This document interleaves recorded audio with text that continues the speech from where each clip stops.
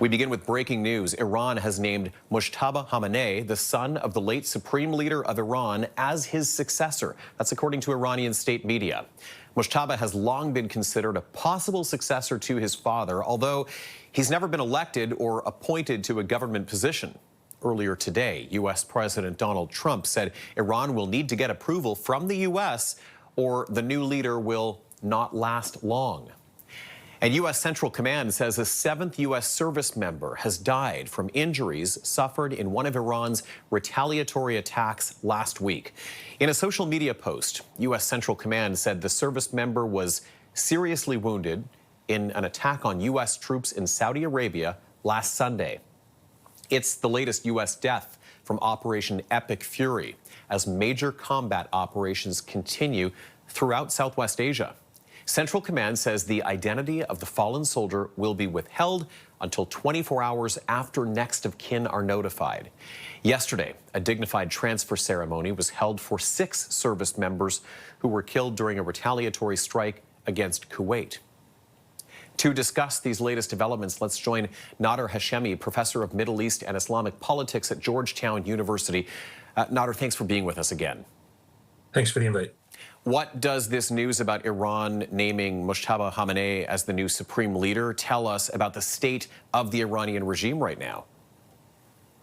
It tells us that the regime is very much intact, and they've appointed the son of the former leader to establish continuity with past policies, both internal and external.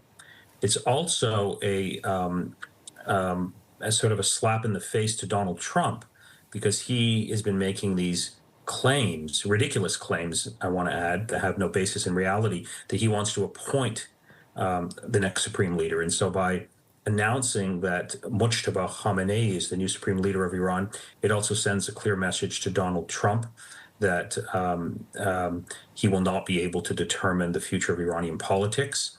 And I suspect the fundamental core reason as to why he was appointed is because he's the best placed person for the regime, given his relationship with his father and given the general impression that many people have that he effectively was, running the Islamic Republic of Iran as a junior partner to his father. He has support of the key institutions, the military institutions, primarily the Revolutionary Guard Corps. So it's really an affirmation that the regime is very much intact, and it plans to continue with its current policy, specifically against the United States' attack on Iran. Do we know anything about the resources and the people Mojtaba Khamenei has to work with if that regime is still intact, as you suggest? Well, it's the same resources and people and institutions and supporters that existed when his father was in power. Of course, those resources, particularly the military and the economic resources, are significantly depleted because of this war. So he has less of those things to draw upon. But from the perspective of the regime, this war is now starting to look like a much longer war and an act of external aggression. And the longer it lasts, the more civilians that die, the more this helps the Islamic Republic, at least internally, because nationalism eventually in such a moment kicks in. Even though people might hate the regime, they're willing to rally around the flag and defend the country from external aggression. Given the devastation that we're seeing, most of your viewers know that a girls' school was hit, a desalination water facility was hit, hospitals are being hit. That doesn't help the American and Israeli war effort. It actually helps the regime.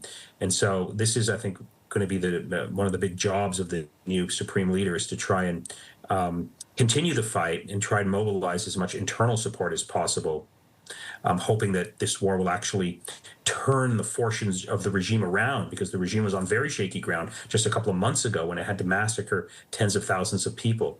So these are some of the challenges facing this new leader as he assumes office.